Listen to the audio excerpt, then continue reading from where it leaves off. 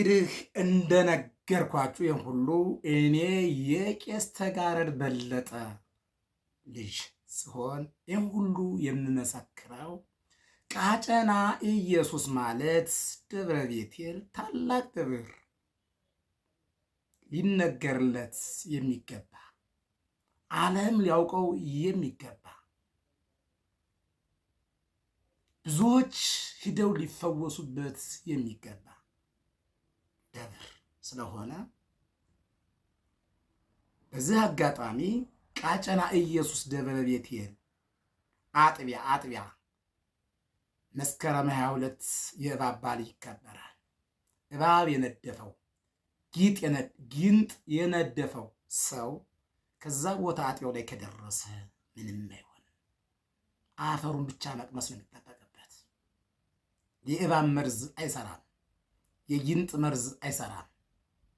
እዛ ቦታ ላይ እንዲህ ያለ ፈውስ የሚገኝበት ቦታ ሲሆን ያው እንደነገርኳችሁ በአሁኑ ሰዓት እዚህ ደብር ላይ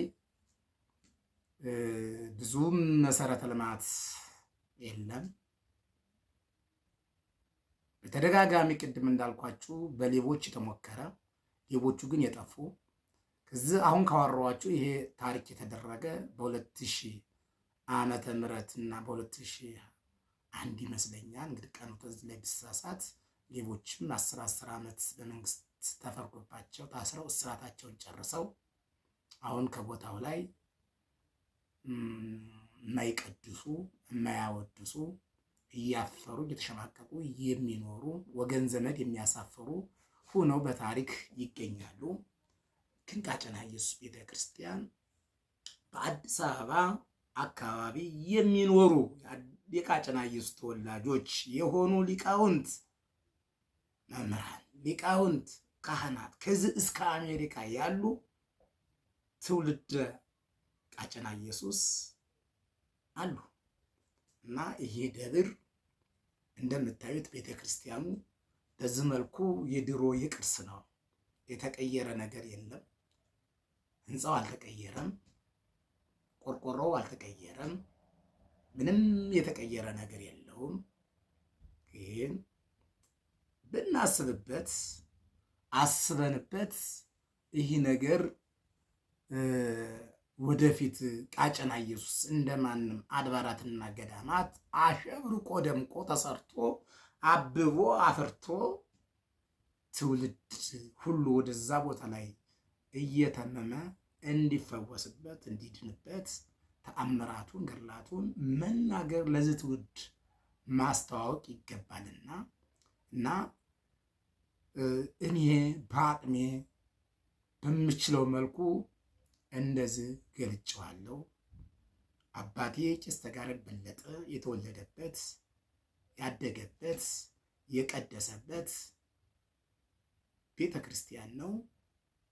ዛሬ የኔ አባትም ነፍሱን ይማርና ስለ ቃጨና ኢየሱስ ታሪክ ቁጭ ስል ይነግረኛል።